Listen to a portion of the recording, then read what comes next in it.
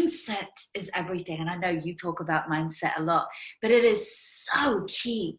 You know, people always say, oh, I want to be a millionaire. I want to be a multi-millionaire. But, you know, the things that you have to do to get there, to achieve that, means you must have habits like a millionaire. You must work like a millionaire. You must act as though you are there. It all starts from the thoughts and it goes all the way up into the action.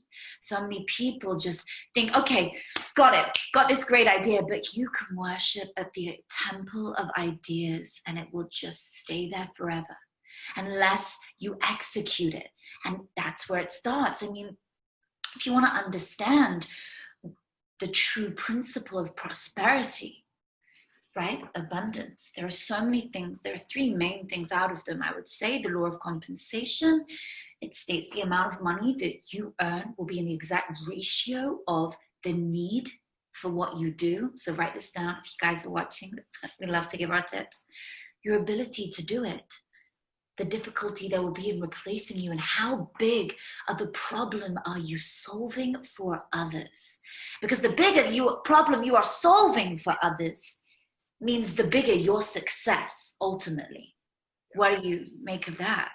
No, without a doubt. I mean, the bigger the story, the bigger the glory, the bigger the testimonial, and the bigger the testimony and the pain actually creates that testimonial in life. But when I understood psychological mindset, 80% of life is psychological, but there's more to that 80%.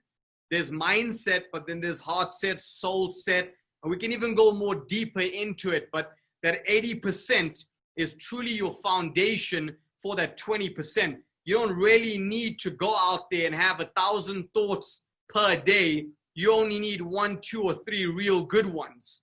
And your day should be formulated around that 5-hour day that you're working. But some people believe I got to work 16 hours a day. Trust me, I work 16 hours a day and I work 5 hours a day. I did both.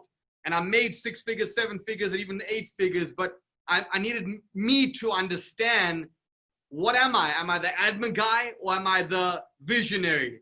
Am I the guy that's going to go and create stuff, or am I going to go out there and do the admin stuff behind the scenes? And you're right. It's so imperative to have the right type of psychological state and values for you to sustain the rejection, especially if you're going through rejection. You need to have the mindset to go through it. The minute I wake up, the first thing I do is I get myself into a state that I can allow myself to move. So I hit the gym for about 20 minutes. After that, I go out there and I practice gratitude for about 20 minutes. And then after that, I go out there and I meditate for about 20 minutes. And that 60-minute slot, that 60-minute pocket literally goes on and articulates my entire day. And then from that very moment onwards, I'm always growing. So growing 60 minutes in the morning, growing 60 minutes in the evening. If we're not evolving in life, we're dissolving. If we're not growing, we're dying. If we're not learning, we're never earning in life. So those are some of the stuff, the principles that my entire life is based on, the foundation, and that keeps me aligned. That keeps me going every single day. I love that. That is. What are yours? Okay, so mine are key factors. 1, before you go to sleep, every single night, you need to be writing up the 3 goals that you're going to be going for the next day. Because if we go for a massive goal, it's just so impossible to do. But if you break it down into smaller chunks, then you have a constant sense of achievement every single day. So we break it down into smaller little chunks. So we do tomorrow, whatever the business is that you're going for, you break it up 3 goals. And you write that down before you go to sleep. So tomorrow when you wake up, it's fresh. You know exactly what you're doing. Number 1. Number 2, gratitude journaling, which you've already done, but I'll take that into a different way. You could do affirmations. So if I'm not doing a journal, my gratitude journal, I'll do affirmations. And that doesn't just mean I say, I am love. No, I feel it. I put my headphones on and I dance around. My dance around feeling inspires my God feature inside me, my love, my inspiration, my excitement, whatever you want to call it, your life force, effectively, the prana, you connect and you ignite that. And when you're in such an elevated state, you are resonating on a higher frequency. You're connecting. You're in the 432 hertz. You're feeling amazing. You're listening to something which is also potentially written in 432 hertz or not, but it's elevating you. You're feeling good. And when you're feeling good, when you're saying the affirmations, that's when the two connect. The alignment between the brain and the heart. Right? And so you want to feel what you're saying. You want to feel good. So that's number 2. And number 3, every single day, I ask myself the same question. What can I do today to contribute to people's lives in the best way, using the opportunity, resources, and people around me? And that's it. Those are my top 3 things to do from the night before to the morning.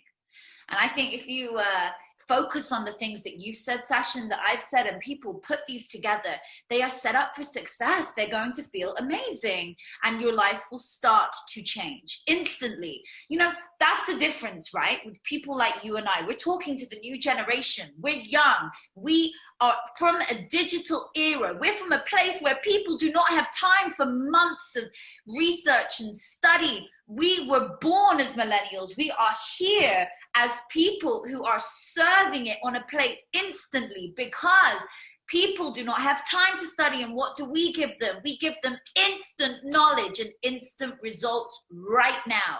Resources that give them that through our books, through our resources, through everything that we do and we preach about and we talk about, because we know the value of time and the value of wanting something right now and making it happen right now. And that's the difference. We're from a digital era, so it's all online. So what we do, we just tune into that. Because if you have negativity around you, let me tell you, negativity and positivity, they are both addictive. Both have addictive characteristics. It doesn't matter which one you have around you. So hang out with people who are like-minded or one stage above you, because talking from experience, I can tell you now, I can count less than my hand are my true close friends, and one of them includes my mother.